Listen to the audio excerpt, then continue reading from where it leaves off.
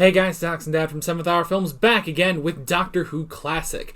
Last time around we finished up The Time Monster. What was that one about? Well, it all goes back to Atlantis, and there's a crystal that releases some kind of monster that literally eats time. It was very confusing.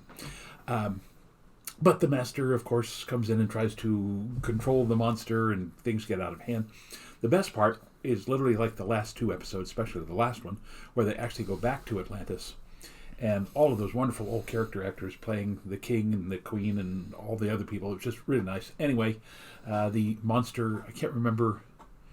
The monster, something happens and turns from the flapping bird craziness to apparently a woman's face, it looked like, and takes the Doctor and the Master and basically tells them they could have destroyed each other with the time ram. I don't know. It was very confusing. But Yeah. Kronos was going to kill the Master, if I recall, or imprison him or do something with him. Yeah, Kronos was going to torture the Master. And the Doctor said, give him another chance. And, of course, the Master took the chance and got away. Yeah. For a second that was starting to sound like the plot of Stargirl. There's this crystal with this monster in it, and we have to defeat it. Although, so apparently the Time Monster is considered one of Pertwee's worst stories, if not his absolute worst. It's still 1,000 times better than Stargirl, yes. Unfortunately. So, yes. But that's neither here nor there. But yeah, honestly, I saw some people saying that, yeah, it's generally considered his worst story. It was still a lot of fun. So well, again, I didn't really care much for the modern part of it, where you had a professor and her assistant who were trying to, I don't even remember what they were trying to do with their specific experiment, but that's what ultimately the Master got involved with, that because he was going to try to somehow crack the code of getting Kronos out. Anyway, but once it got back to Atlantis, it picked up. The story was really pretty good. Yeah, so I think it only works because it's Roger Delgado. So, and I think we get one, maybe two stories max left with him. So, this not being one of them. So today we are rewatching The Three Doctors. This is our final rewatch for the Third Doctor's era. So yeah, The Three Doctors, and technically, I guess you could say from a certain point of view, it's our last rewatch of the First and Second Doctor's eras. Yeah. Although that's not true, because we also have the 5 Doctors and they all appear in that, and so except for Tom Baker. Tom Baker. Yeah. Who got, I don't know. He just didn't want to. Oh. So. And they took some footage of an old serial that they didn't complete or something, and that's how they managed to get him locked up. Right. It was some sort of footage from there was an episode, and I'm probably completely wrong about this, but it's there was an episode where there was a writer's strike or something, and that's why it didn't get finished. I think. Don't quote me on that. But I know that at least that episode was never finished, and eventually they remade it as an animation. And I don't know if they had all the filming completed. Probably not, because if they did, they wouldn't have to animate it. But then at the very least, I think they got Tom Baker and the cast back to do the lines and stuff. Okay. So we'll get to that one eventually. I don't know where it is in his era, and his era is so long anyway. Yeah. But yeah, we're rewatching The Three Doctors. It is 4 parts, so we'll be powering right through it all today. And also, because it is a rewatch of an episode, we're also doing another modern episode. Yay. Of which I still haven't decided which one we're actually doing. So it's either going to be the first episode with Christopher Eccleston, because that's what you requested, or it's going to be something that the audience has requested, which is also one of my favorite episodes, which is a David Tennant episode. Okay. So I'm kind of leaning towards we do that one on the grounds that soon we will do the Christopher Eccleston one too. So because you've requested that one, yeah.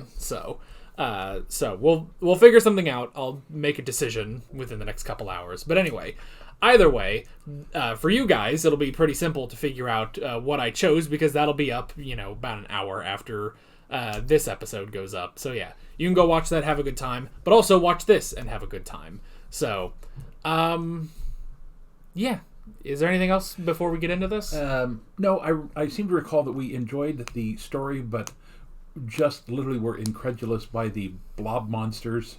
Yeah. That were, I mean, seriously, what are we now? This is the beginning of the 10th season? Yes. These are definitely the worst costume or special effects things that they had done in 10 years. Yeah, this is the 10th anniversary of Doctor Who, and the budget has marginally improved. They have location shots now. It's all nice and good. Although and it is in color. Yeah, it is in color. Although, as I'm seeing it now, it looks like this first episode aired in December of 1972. So it wasn't necessarily they aired this on November 23rd of 1973. They just aired it in the vicinity of the actual 10th anniversary. So, which is fine, especially because this is the beginning of the season anyway. So it all works out. But yeah, I guess that's pretty much it. So let's just go ahead and jump right back into the Three Doctors. Here we go. Later. By the way, and this little segment right here is now going to be at the beginning of the episode, just this right here, because I completely forgot that this is the first episode of the season, which means full length is available for free on this episode. Oh, okay. So if you want to watch this, I currently remembered this. We just finished episode 3 of the Three Doctors. So now, here's what's really funny is if you will remember to clip this out and put it at the beginning. I will try to remember this, because otherwise it's going to be very awkward just after the 3rd episode. So, but yeah, full length is for free if you want to go try that out. Link in the description and in the pinned comment. And now we're going to go back to episode 4. So, and now we resume our regularly scheduled programming. Exactly. Minsbridge Wildlife Sanctuary. I swear you said that exactly the same as you did the first time. Minsbridge Wildlife Sanctuary. Warden's Lodge. Good grief. Nobody knows what to make of it. But they've all seen it. Yanks and the other lot. Oh? Here somewhere. We're the Yanks, by the way. This is what Oh, I got put that. the tin hat on it. That deep space monitor Houston put up. Just take a look at those readings. Did you say Houston? What? Yeah. Oh, I see. Never heard it like that.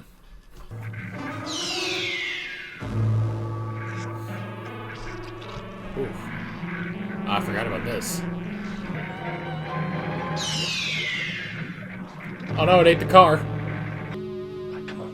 Well, I suppose it is a goo of some variety.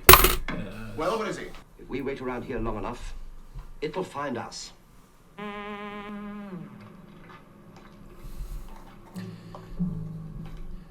I will say they are getting to the plot very quickly. And here they come. Oh no. Is this it? Oh! There they are! Oh, Moses. Pizza Hut. It doesn't help that they're jiggling about. Right, force field on. Oh, Benton's never been in here. Aren't you going to say that it's bigger on the inside than it is on the outside? Everybody else does. It's pretty obvious, isn't it? Anyway, nothing to do with you surprises me anymore, Doctor. Thank No. you for the compliment. Someone must go and help the doctor. I agree, but no one can be spared, Your Excellency. Everyone is needed to combat the energy drag. Are you saying we can't help him? Yes, I am. You could send the master. But perhaps he can help himself. The first law of time expressly forbids him to meet his other self. I am aware of that, Your Excellency, but this is an emergency. But you can't. Your Excellency, I have to. Be it on your own head. I like this guy. He's the more risky version of the Time Lords. Flute? No. Well, properly speaking, it's a recorder. Thank you. I was wondering where that had got to. You haven't been trying to play this, have you? Oh, I can see you've been doing the TARDIS up a bit. I don't like it. Corporal Benton, isn't it? Sergeant Benton. How do you do, my dear? Nice to see you. I haven't seen you since that nasty business with the Cybermen. Oh, he actually remembers Benton. How did he get in here? We're the same Time Lord. Now, please, you're only confusing my assistant. Joe, it's all quite simple. I am he, and he is me. And we are And all you- together, Kichu? What? A song by the Beatles. I'm sure everybody Oh, please be said quiet. that when they So said is it. he really you? Well, you are being a bit dim, aren't you? Your effectiveness is now doubled. Halved, more like. No, no. So- There's no need to be ungracious. Suppose we have a look at our problem, shall we? You don't mind, do you? Oh, be my guest. Oh, thank you. I love how the Doctor will never get along with himself. Also, this is clearly the second Doctor from before Jamie hid away his recorder. Why, what's wrong? I refuse to cooperate. They're morons. He'll keep them in order. Well, you've been fiddling with it, haven't you? It was perfectly all right until you touched it. Ah, there you are. I seem to be stuck up here. Hmm? Oh, so you're my replacements. A dandy and a clown. Wait! You faded him again. I did not Yes, think you you certainly saw did. him You fade did. I again. shall ask. But who was that? Me. Me! Stand by to disconnect the force field. What are you going to do? Now. Doctor, no! Check it back.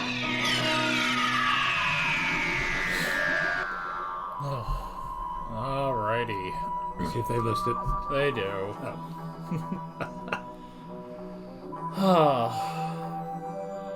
Notice it's DR, period, not doctor. Yeah, which I thought they used to be spelling out Doctor, but no. Alright, that's part one of the three Doctors. Boy, they do have to just sort of get to the plot really quickly, because you have to include all three of them. Now, again, this is one of those where I think some modern editor needs to go back and blot out the Pizza the Hutts and put in something, even if it's just nebulous, just something that is a little bit more frightening.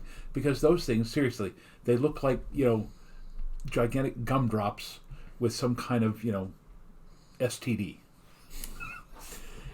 Yeah, pretty much. So, I do love just the idea that the Doctor has almost gotten dumber as he's gone on. Like, we have to go back to the youngest one with the least experience, who immediately knows, oh, it's a time bridge or something, and they can't figure it out. It's like, okay, I get the idea, but it is kind of strange. And it's also just fun just having them all back, none of them skipping a beat really. So yeah, all of it just immediately good. And it's interesting too, just comparing this, because we watched this around the same time we did the 50th anniversary, and you see, Matt Smith and David Tennant and then John Hurt, and it's like, it's the exact same thing. Yeah. It's just the exact same thing. And I'm curious, because it is, early 2022. We're coming up on another multi-Doctor story for the 60th. Yeah. So I'll be curious how that's going to work out. Well, I mean, most of them from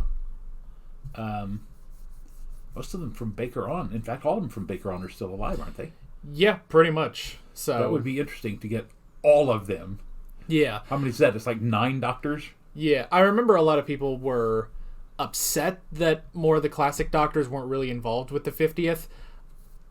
I wasn't that bothered with it, but it would be interesting, because there was also a mini episode where they had the 10th Doctor and the 5th Doctor, and they had some throwaway line about why he looks so much older now. It's like, oh, well, the time differential, it's why you look older. You'll be fixed up when you get back to your time. So, but yeah, we've still got Baker, Tom Baker, Peter Davison, Colin Baker, Sylvester McCoy, Paul McGann. We don't have John Hurt anymore. We still have Christopher Eccleston, but he's pretty much said he's never going to come back. He'll do the audios and stuff, but he doesn't want to come back to the show. David Tennant, Matt Smith, Capaldi, and obviously still Jodie Whittaker. Yeah.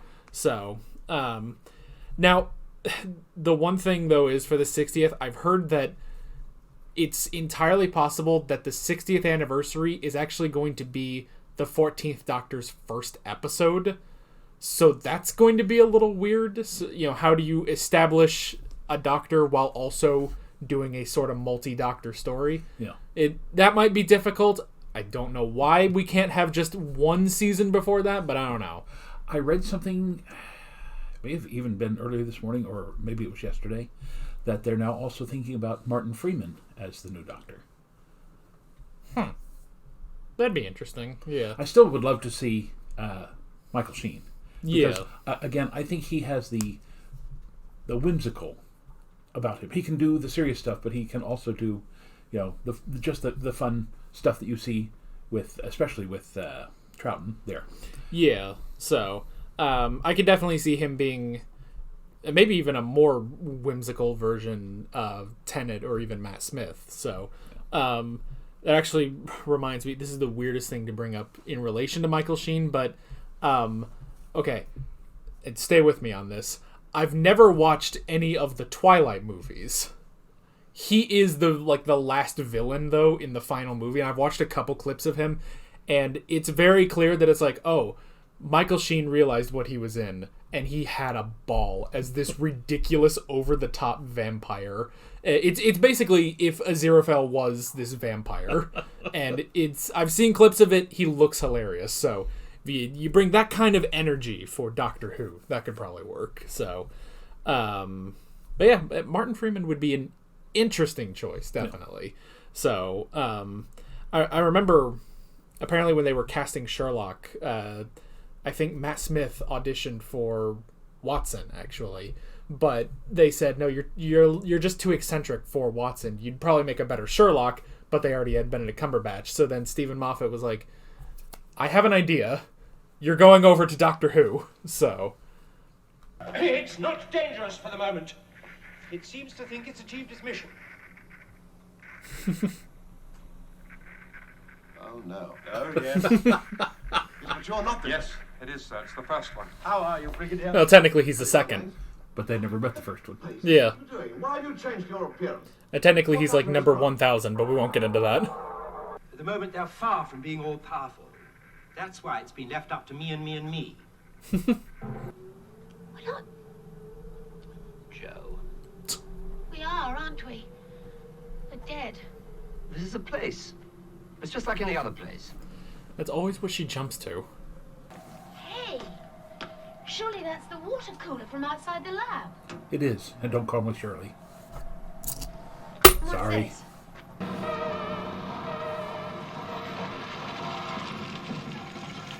Joe, sit down. We're at an angle.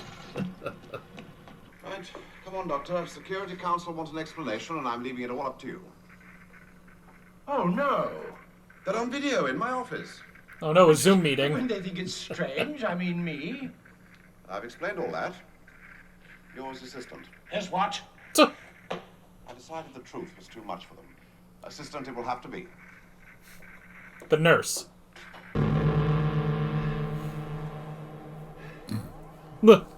So this is what you've been doing with unit funds and equipment all this time. How's it done? Some sort of optical illusion? Oh, no. They come like this, really.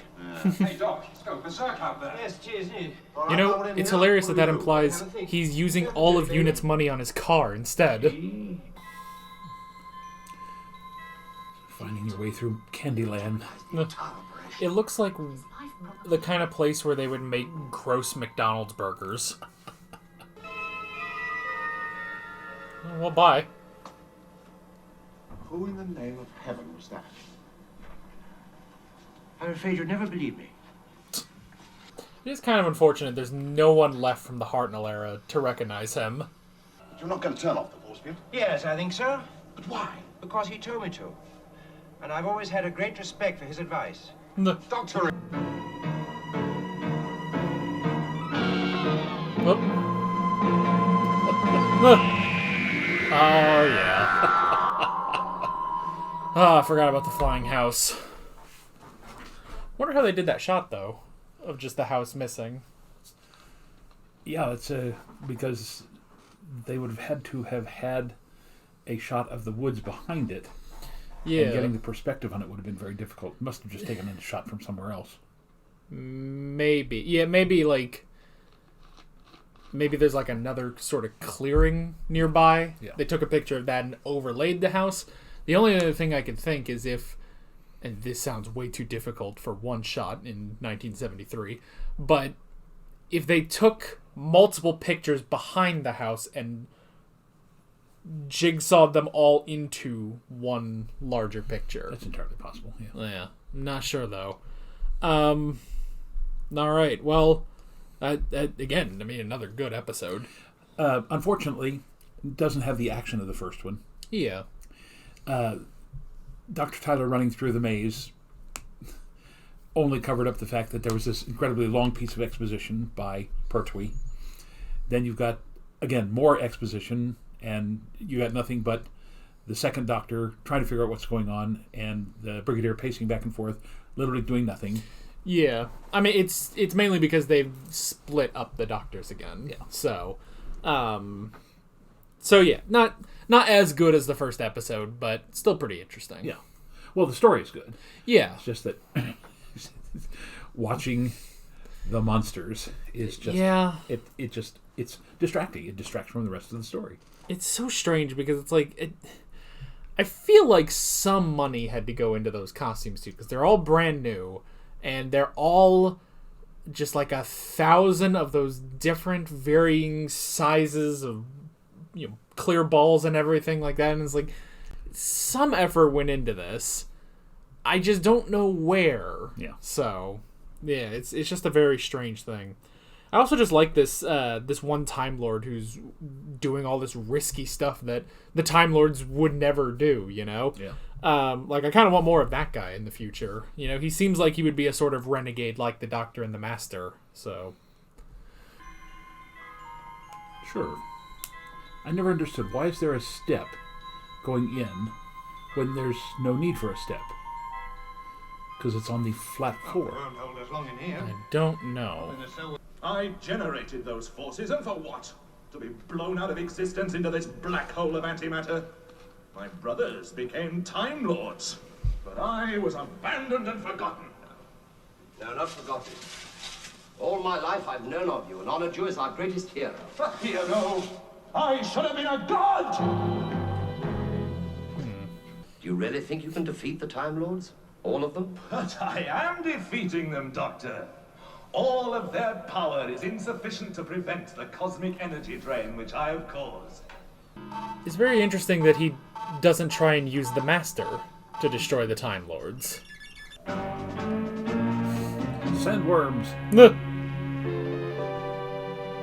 Arrakis. Well, where do you reckon we are?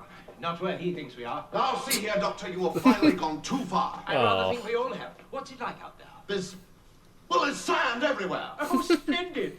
We're probably miles from London. I'm afraid we're a little bit further than that, Brigadier. You mean we're not even in the same country? His eyes are getting so wide. I'm trying to think what the creatures look like. Remember the Grimace from McDonald's? This is like the disco version of the Grimace. Yeah. He's been in the microwave too long. Well, look, he's not all powerful, you know. Or else why did he need to bring you here?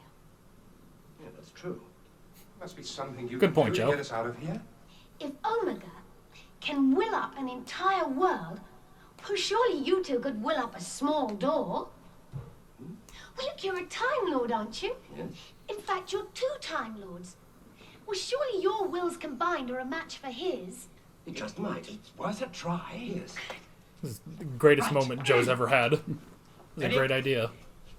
You wish to fight the will of Omega? Yes, if I must. Then you shall. Oh. But you will fight the dark side of my mind. Oh no. The dark side of my mind. I forgot about this. Now, That's actually an interesting design. if that had been the, disco Grimaces, that would have been much better.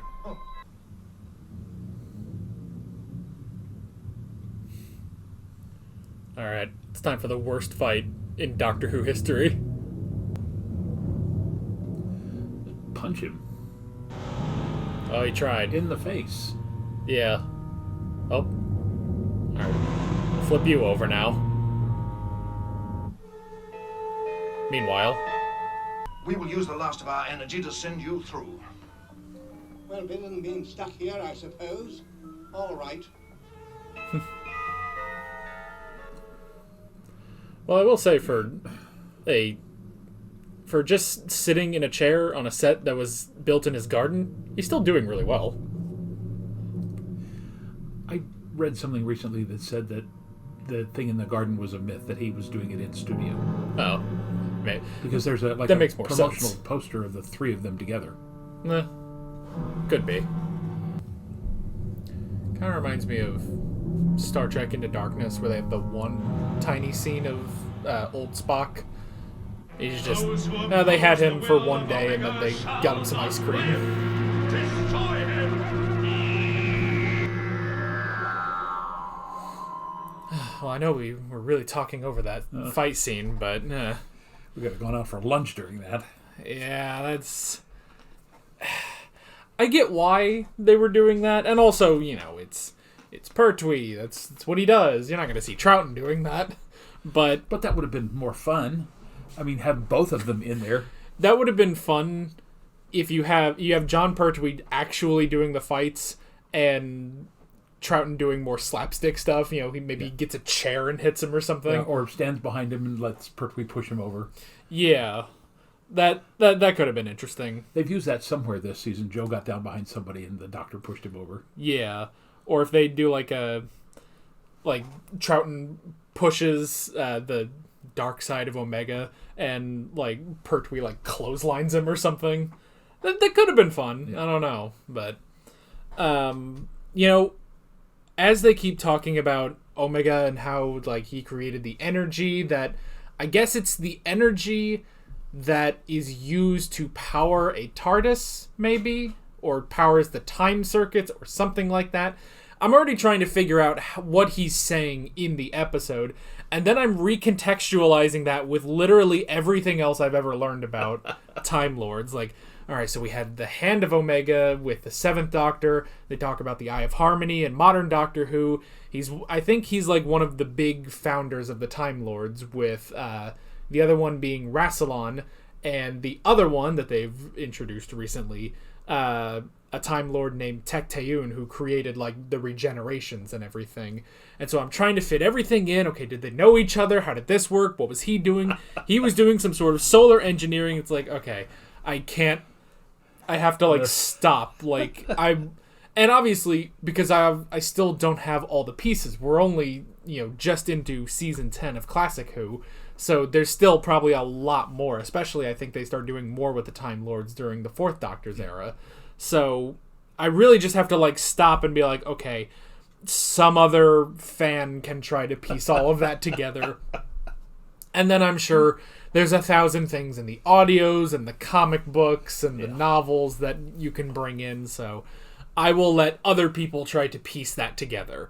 But just know that I tried. I tried to piece together where does Omega fit in with Rassilon and Tech-Tayun and everything, and it's all just, there's going to be smoke coming out of my ears at some point.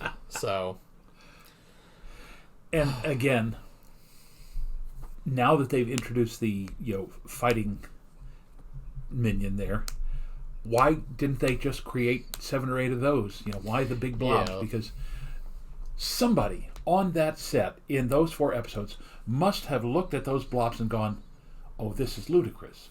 This will never work. We're going to get raked over the coals for this. I mean, seriously, there has to have been somebody, the writers, Pertwee himself, or anybody who just stopped and looked at those costumes and went, oh, no, we can't do that. We've got to do something. It's the Cosmic Gherkin, when they finally said, we're going to have to put a shower curtain around her because that's too suggestive. Yeah. You look at these things and you just want to go, who thought of that? Who let them get away with that? I want to believe that everyone thought it, but nobody said it except for Hartnell. I have my headcanon now that if he was in the studio, they showed him or he just saw one of the costumes and he was just like, the hell is that? I'm back home, Because, to be fair, he had some Well, I don't know. They never got too bad in his era. Like the only thing, and it's not even bad, but like the Sensorites, they were a very interesting design. You know, a bit wacky aliens and stuff like that.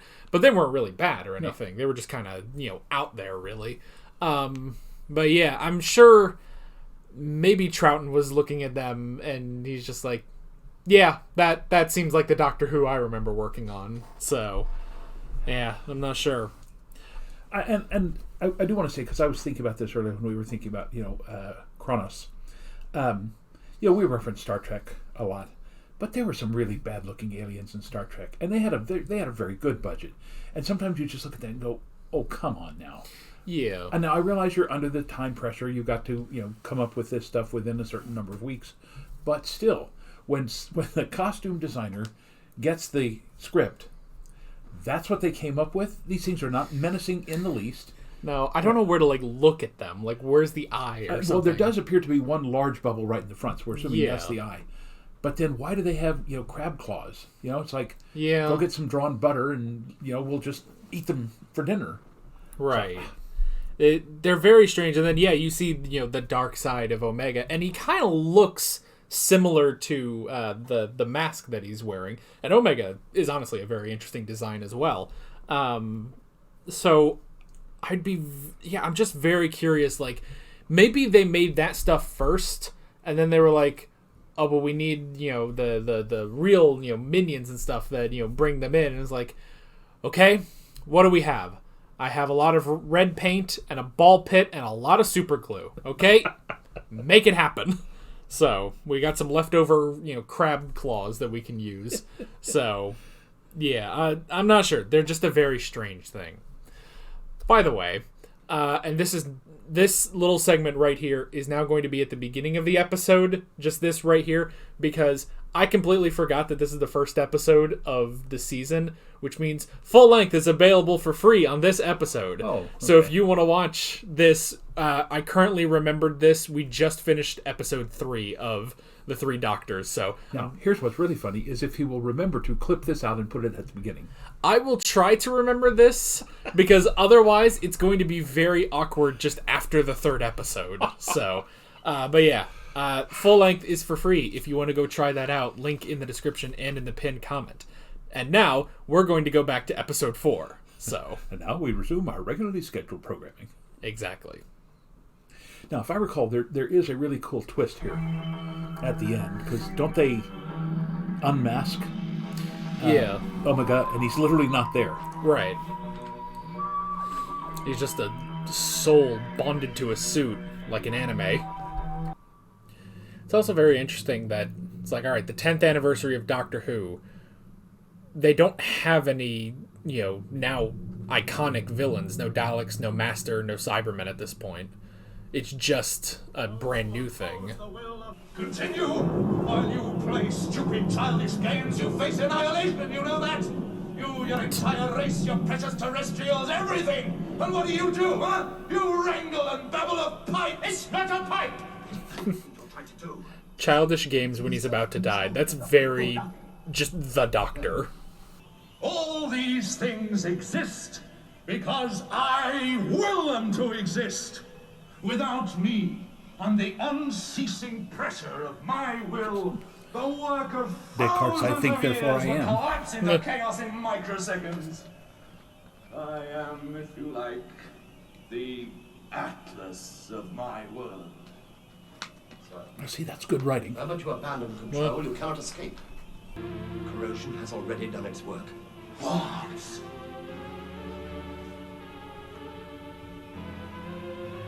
You exist only because your will insists that you exist. And your will is all that is left of you.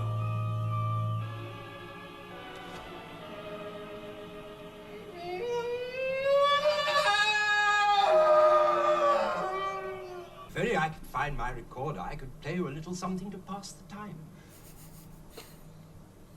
We must be thankful for small mercies. Contact.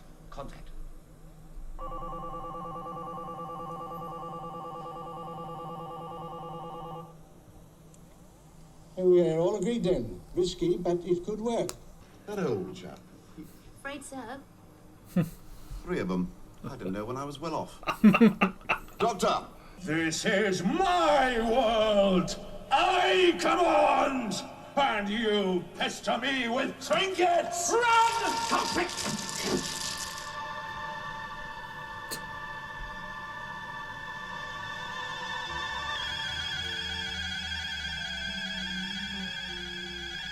Wow, was the actual plan just to trick him into slapping it?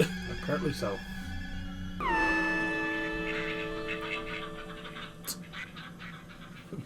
Bloody hell. Where's the missus? Gonna go get a pint. So there you are. You young men and I go back to our time zones. Though considering the way things have been going, well, I shudder to think what you'll do without me. Goodbye. Well, goodbye, everybody. Goodbye. It's been so nice to meet me. Yes, I see what you mean. I hope I don't meet me again. Give it another 10 years. Now I've seen it all. Pity. Well, if anything is missing, where do we say it's gone? Come along, Benton. Well, On second thought, better be let's on my also way go to too. the pub. I don't think I write it up in the University Journal. Not if I want to keep my job. He might have made an interesting companion later on. Eh.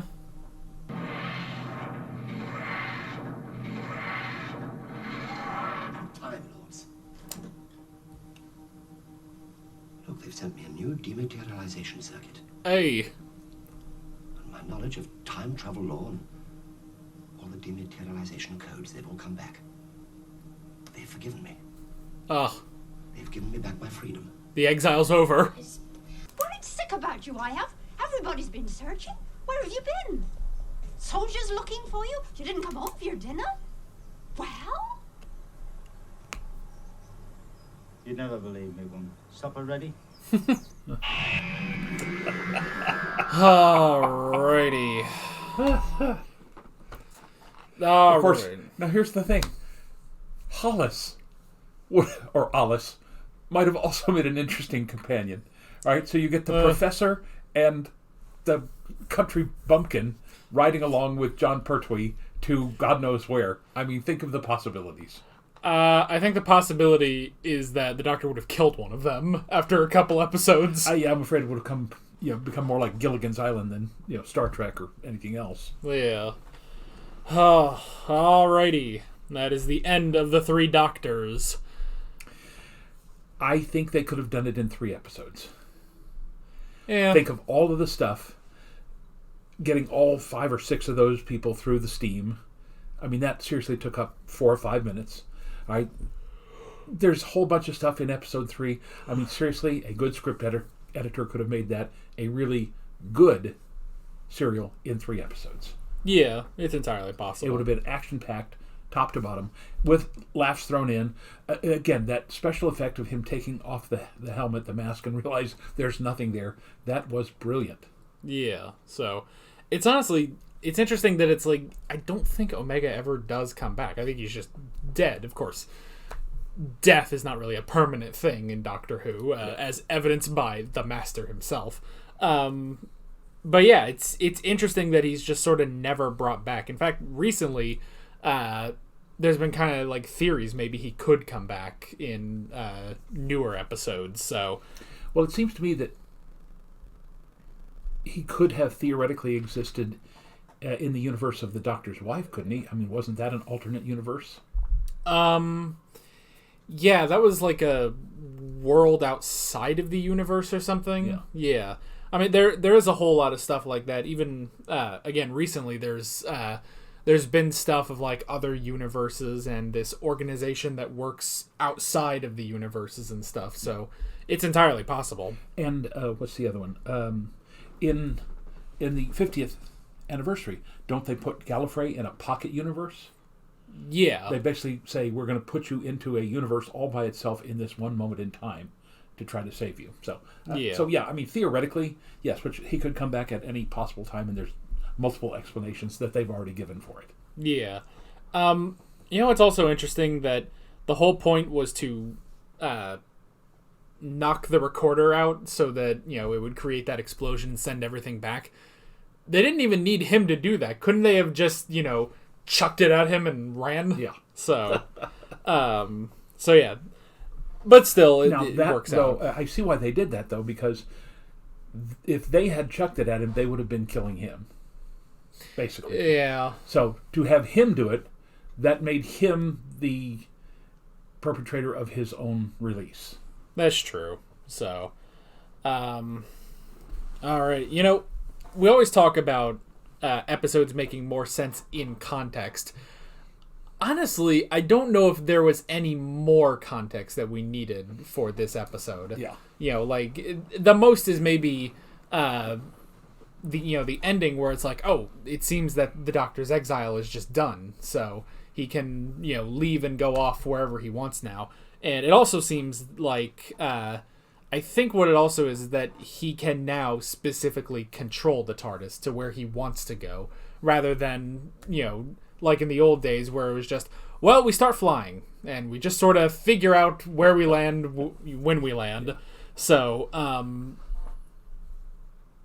had a point there. Where was I going with that? I'm not sure. Neither was I. I guess it's just that. It's the context of, like, you know, now that we've had 3 complete seasons of his exile and now that's ended. I guess that's where I was going. Yeah. So, because, yeah, I mean, that was 3 full seasons, 7, 8, and 9, and now the beginning of 10 where he was just trapped on Earth, and now that's over. So that reminds me of an old joke. In this case, the Doctor would be the main character of the joke, but it's like they used to say that Christopher Columbus was the perfect government employee. He had no idea where he was going when he left. He had no idea where he was when he got there. He had no idea where he had been when he got back, and he did it all on other people's taxes. Well. Alrighty. So going into the notes, we had the whole thing of this thing that came in that was faster than light, carrying this goo antimatter thing that can exist in both worlds and stuff like that. Now, I didn't see it as goo, so let's. I will say it seemed electric. It seemed, but yeah, It really never occurred to me that it was goo, and I'm trying to head off all goo comments. Right. I mean, to be fair, when they have previously had goo on this show, it was a practical effect. Yes. This was some sort of, you know, they kind of make it like with the colors and everything, it almost looks like, you know, oil or something, but it's obviously an effect they put in. Yeah. So, but yeah, that was interesting. And this specific thing that was hunting the Doctor. Now it's interesting that Omega specifically hunts for the Doctor, and, you know, he wasn't expecting to get, you know, 2 of them. And it's interesting because you would almost think that may be the worst Time Lord you can get, because if you just got, you know, some run-of-the-mill Time Lord, are they going to be good enough to defeat you, you know? And even still, I guess, you know, maybe he was thinking the Doctor isn't good enough to defeat me, but when you have 2 of them and then even 3 of them, yeah, that can defeat him. So maybe that's what it was. Yeah. But you were also right. Why wouldn't he have gone after the Master? I mean, the Master is obviously very, very clever. You know, doesn't always have the outcome that he thinks that he will. Right. But joining up with Omega would have been the perfect ending to that. Yeah, the only thing I could think is maybe because he would know that the Master would try to double cross him. So, because if he's been watching the Doctor and the Master, he's looking at like, well, the Master always tries to use this, you know, great power to his advantage so that he can rule. So maybe he thought about using the Master. And honestly, that's the thing. This does sort of feel like a Master storyline, except we just took out the Master and gave all the personality to the actual, you know, omnipotent force. But again, that strikes me as if Omega was that smart, he would have known the Doctor would, or the Master would try to double cross him, and so he's, I mean, again, with a really good writer, and those 2 guys who wrote this have worked on the Doctor Who series before.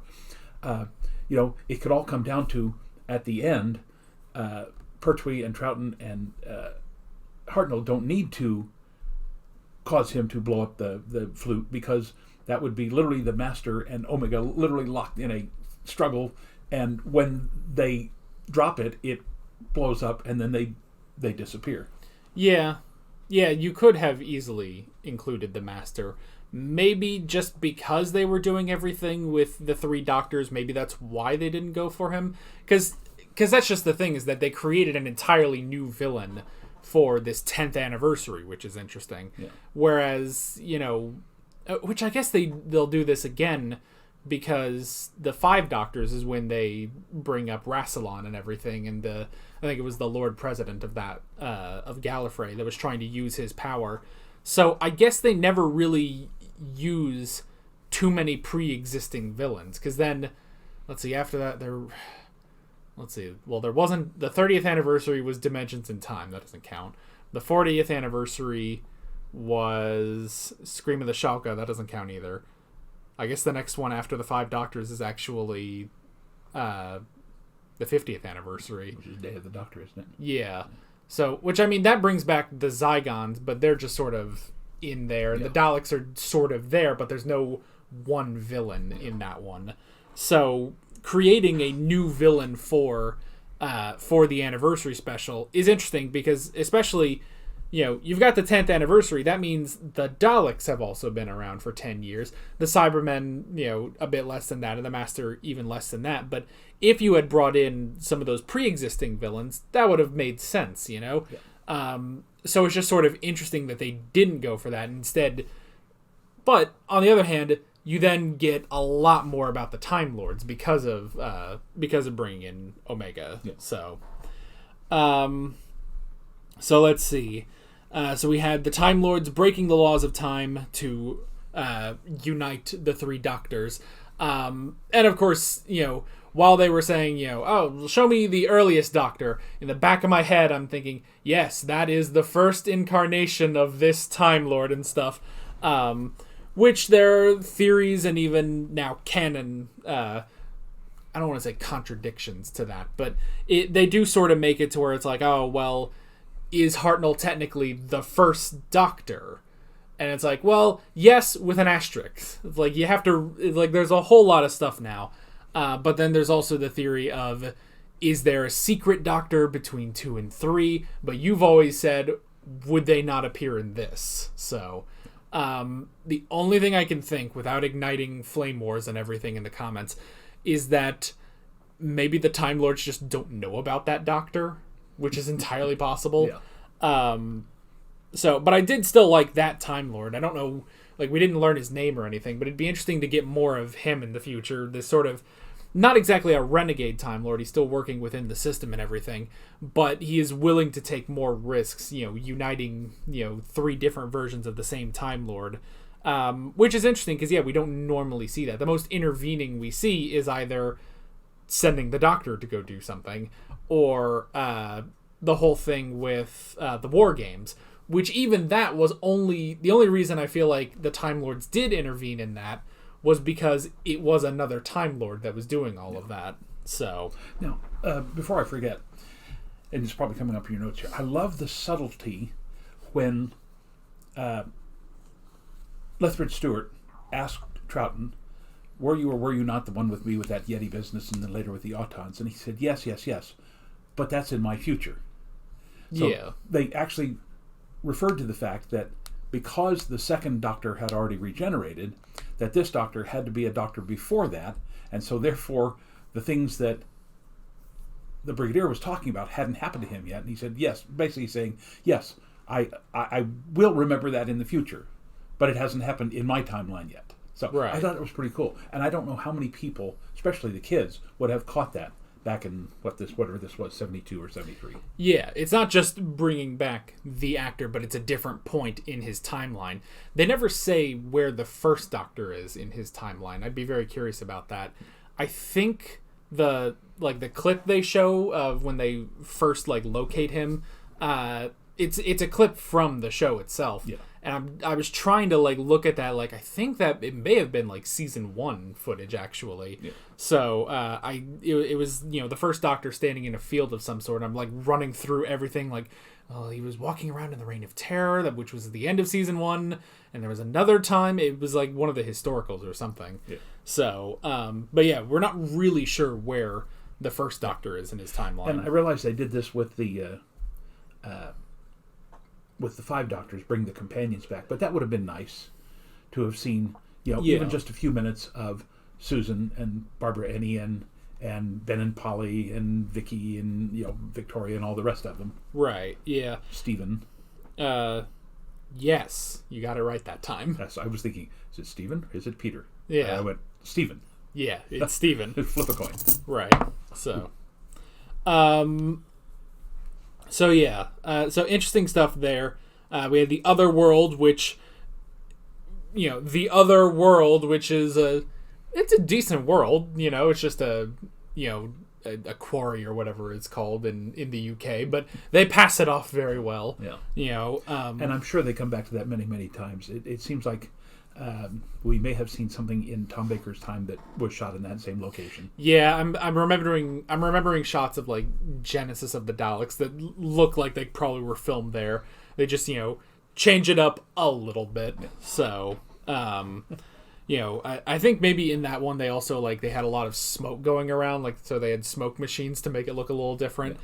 Honestly, here it's like, oh, well, he's trapped in this world of antimatter. Well, it's a nice sunny day, you know. You rarely get that in Earth, so in the UK. So the place has to be somewhat decent. Let's see. I love just how stubborn the Brigadier is about everything. It's not until he actually sees both of them that he really, you know, just allows the thought of there are 2 of them here. Yeah. So, and again, the fact that he had never been inside the TARDIS. Yeah. After 3 seasons, him and Benton, they both went into the TARDIS.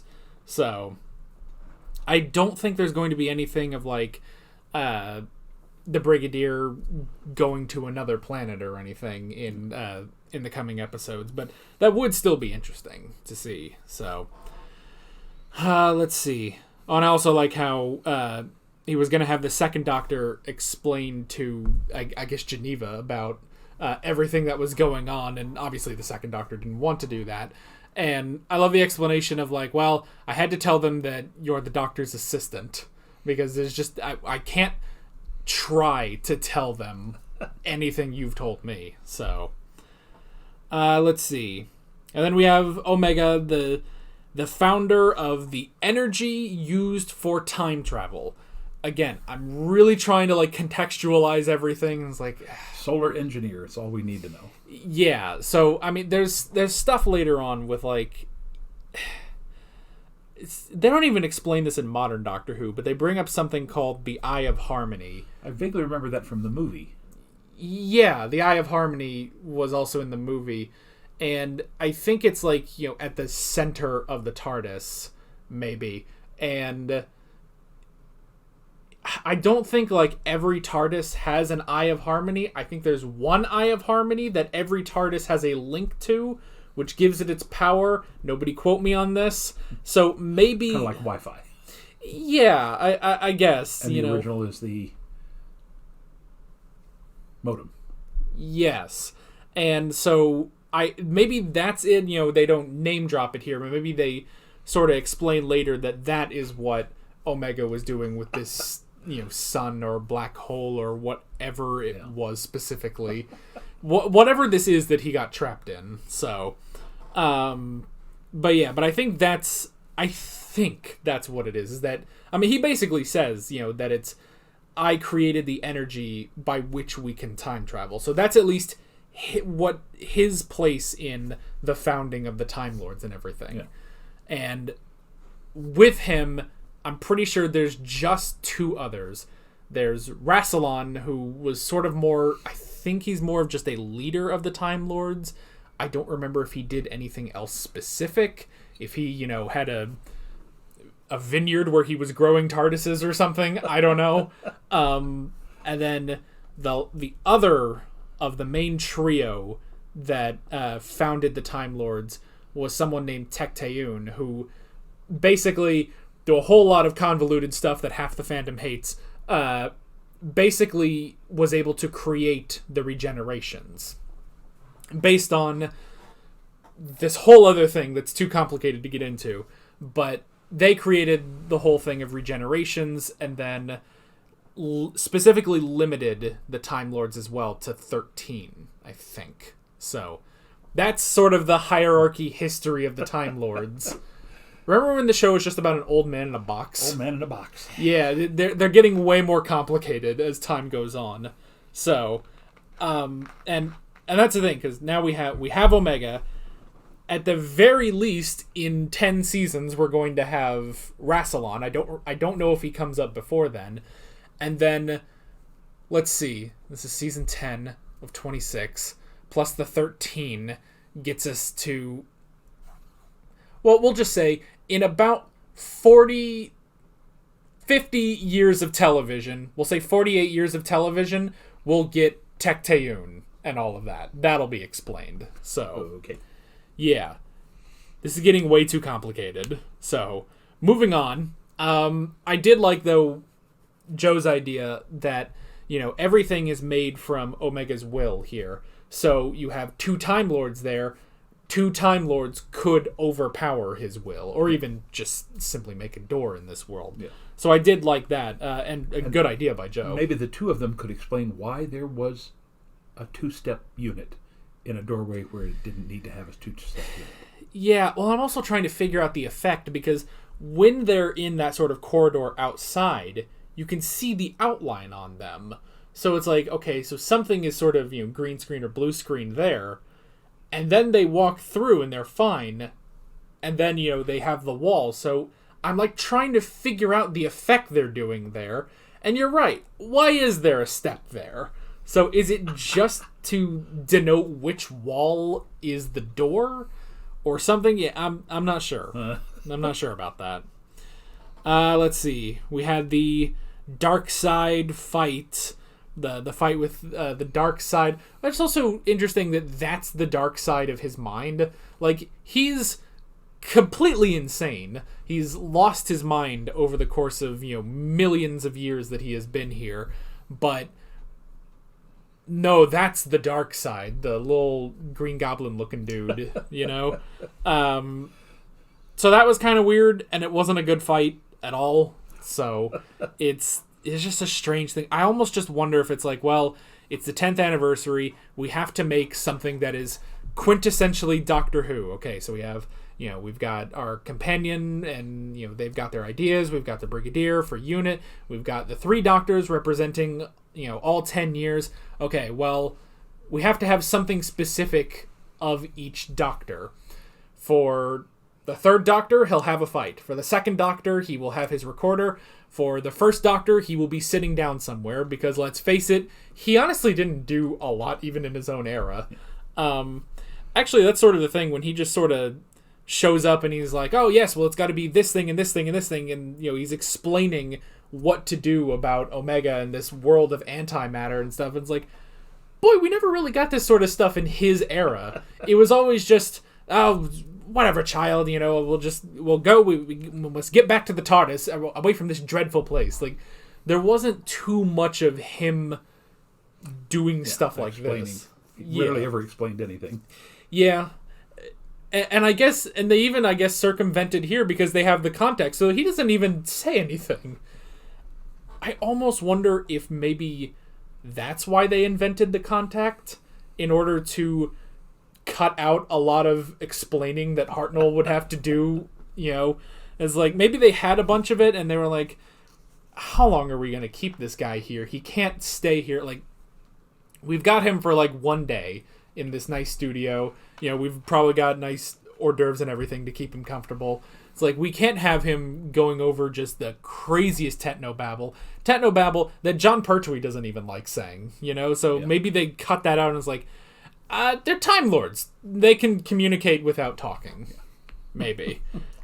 It'd be interesting. So, Gallifreyan mind meld. Yeah.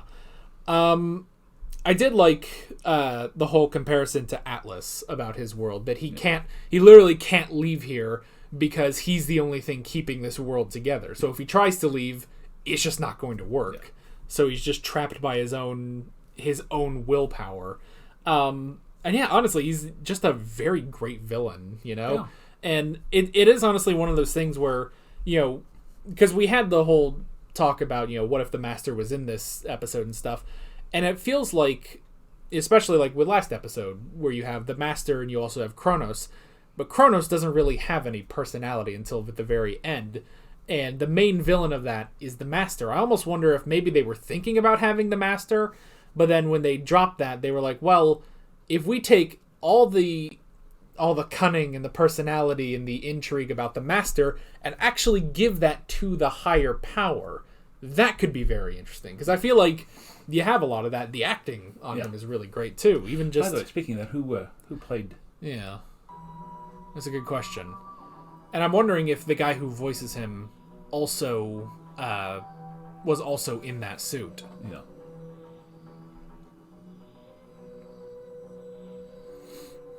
So I guess Lethbridge Stewart isn't hyphenated. I guess not. Stephen Thorne. Oh, yeah. And I would imagine there's no other, like... Okay. I was going to see if it, like, credited who was in the suit, but it might have just been him. So... Yeah. And no credit for the anonymous, you know, Pizza the Hutts. Yeah. All the extras they paid to burn alive in those costumes. So, but yeah, I suppose it's entirely possible that he did both the voice and the movements and everything. Because even just his movements in that costume were really, really good. Yeah. So now I wonder, because his voice was incredibly clear, I almost wonder if they did sort of redub his lines later. Yeah, they could have. Yeah, it's entirely possible. But, you know, a really good stage actor can make themselves heard underneath that kind of mask. You'll notice that everything he said was very well articulated, very well enunciated. Yeah. So, a really good actor can do that. Yeah, it's entirely possible. So, let's see. And it was just an amazing effect when they take off the mask and there's just nothing there. You just see right through to the two doctors. So that was really, really interesting. It is also hilarious for me because right now I'm watching a show called Full Metal Alchemist Brotherhood, and that's kind of one of the plot points, is that they had to bond like a child's soul to just this suit of armor. So he's just this giant suit of armor walking around with like a little boy's voice. And yeah, he just takes off his helmet. There's just nothing there. So it did sort of remind me of that. Let's see. And then we had everything with the recorder, and you're right. That sounds very Doctor-like, of like, well, we didn't kill him. He knocked the recorder out of our hands. Yeah. So now here's the one flaw in the recorder being where it was, is how did it get there? He had it in his hands, and even if he dropped it, how did it then get into the console and into the force field generator? Yeah, it would have had to slip between the column and the panels, which I don't think the gap is that big for a recorder. I mean, I, like most people, used to play the recorder in elementary school, and I didn't know what the heck I was doing. So yeah, I mean, they're not huge, but at the same time, they're bigger than a pen. So it would be definitely very difficult to lose that in there. Now, again, this brings back memories that right about the time of the show coming on the air, again, I was in 7th grade, and the year before, in 6th grade, my school made all of the 6th graders learn, it was part of our music program, learn one or two songs on the they used to call them a flutophone back then, but a recorder. And I mean, we even did an afternoon of like, it got the entire 6th grade class together, and we all played the same song, or 3 different songs, and parents came and listened to it. I was like, I don't understand. I mean, seriously, I can understand if it's band, because you were in band in 6th grade, and if you got all these different instruments, but you got 35, 40 kids all sitting around playing the same instrument and it's not in harmony. It's all in just the melody. And I imagine that must have been painful for the parents. Yeah. Well, and also just like you said, it was 6th grade. Yeah. That's very late to be doing that. Like when I would play the recorder, I'm talking like 2nd grade. And that was, when you had a specific music class. Yeah. But even then, like we never, rounded up all the 2nd graders to play on the recorder. I don't remember any music classes at all until 6th grade. And when I started junior high school, 7th, 8th, and 9th grade, I was in the chorus for 3 years. And we had a choice of chorus or band, and I didn't want to play an instrument, so I did the chorus thing. But yeah, I don't want to say it was required, but it was recommended as one of your electives that you take music of some kind. So. Yeah. Well, I obviously I don't remember how to play a recorder at all. I don't imagine you do either. No. The only instruments, when I was in actual band in 6th and 7th grade, we had the bells to play. And in 6th grade, I was decent at it. Then the summer hit, gone. All of that experience, gone. 7th grade, I don't think I played a single song in 7th grade on those bells. And I would just stand there, just like this, and just bing, and I would just go. I passed the class still. And that's why I think my teacher realized that and then put me on literally any other percussion instrument, because those, they're easy, you just got to keep a beat. They're pretty simple, but, and I actually remember the last day, or the last month of band in 7th grade, because that was the last time I was in band. The last month we were doing some sort of song from Lord of the Rings or something, and I was on, I don't remember what it's called, but just the giant drum, where you hit it in the back, and I think it's the bass drum. Yeah, so I was on the bass drum, but the bass drum doesn't come in until the 2nd page, and they never got to the 2nd page in that entire last month of school. So for a month I would just go to band and I would just sort of sit there, and maybe at the end I would just sort of I'd be ready. But no, it never got there. I just sat in there for a month. I seem to remember one concert you were on the kettle drums, the big round drums, and you just doing the bum bum bum bum bum sort of thing. But I have no idea. Maybe. Yeah. I don't remember. I remember a bit of the snare drums and everything. But yeah, the best was definitely the bass drum, because you never have to do anything too complicated. The beat doesn't go more than just that, and that's all you're doing. And as long as you got a good arm, you can do that. And I think probably the best piece for bass drum is the 1812 Overture. Yeah, that does sound pretty simple. So 5 minutes of talking about music and music classes and all about the recorder was too large to have slipped into the console. Yes. Where were we?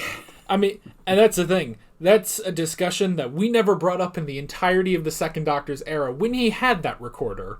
So, nope. Only now do we get that. We get our sort of last hurrah at some of the old conversations we could have had in their eras. But the last thing I pretty much wrote down was the end of the Doctor's exile, which is interesting. Yeah. I'll be curious. I feel like that has to change the show to some degree. We're kind of going back to what the show was. And the thing is, I'm immediately, you think, well, he can leave the Earth, so he can go to all these other, alien planets and stuff, which we kind of have been doing to an extent. We've gone to, there was that one colony that they went to, and there was also Peladon and stuff. And then but the other thing about that is, well, we should be able to go back in time as well, which could be more interesting if maybe we get, obviously, yes, we're not going to get any more pure historicals, but I would be interested just any sort of, going back in time, even if there is, the Daleks, and Genghis Khan or something like that. Hey, at least it's got Genghis Khan. I'd love to see that. So, but yeah, I'm not quite sure what it will feel like with this new version, because I've kind of gotten used to 3 seasons of sticking with Unit and the Master and everything, so I'm looking forward to them again, I know we're not going to see a pure historical, but just to do something other than outer space. Yeah. You know.